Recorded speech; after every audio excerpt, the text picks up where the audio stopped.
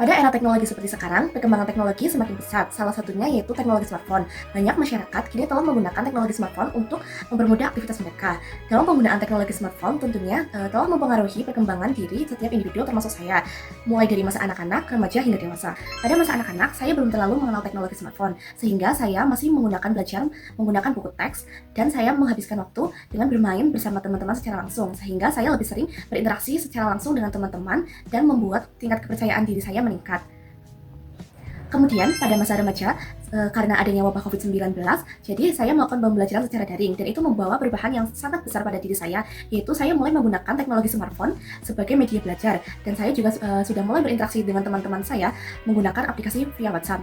Tetapi pada masa ini saya juga masih berinteraksi secara langsung dengan teman-teman saya. Jadi penggunaan aplikasi WA itu hanya untuk mempermudah saya. Aplikasi yang saya sukai pada saat itu yaitu Wattpad dan TikTok karena saya suka membaca dan scrolling video. Walaupun sudah mengenal smartphone, tetapi saya juga masih bisa mempertahankan prestasi akademik saya.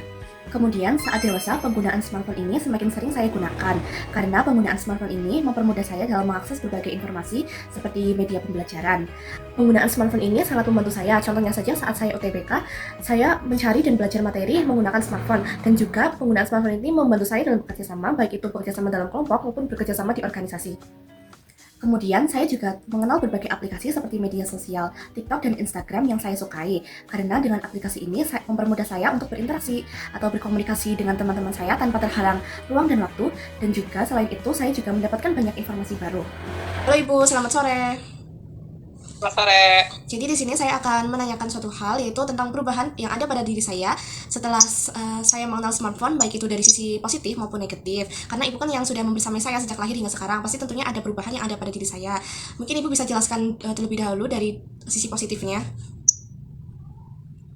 Ya, kalau dari segi positifnya, Melda jadi semakin mandiri dalam belajarnya, wawasannya semakin luas, dan prestasinya meningkat. Kemudian sisi negatifnya.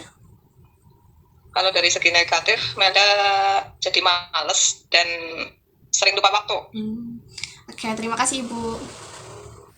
Jadi penggunaan smartphone di era sekarang memang sudah marak digunakan dan pasti ada perubahan baik itu sebelum dan setelah menggunakan smartphone. Seperti mungkin sebelum menggunakan smartphone interaksi bisa secara langsung, tapi saat sudah menggunakan smartphone interaksi bisa tidak terbatas atau bisa diakses melalui secara daring. Kemudian juga dari penggunaan smartphone itu pasti ada sisi positif dan negatif. Maka dari itu untuk itu kita perlu mengatasinya dengan bijak.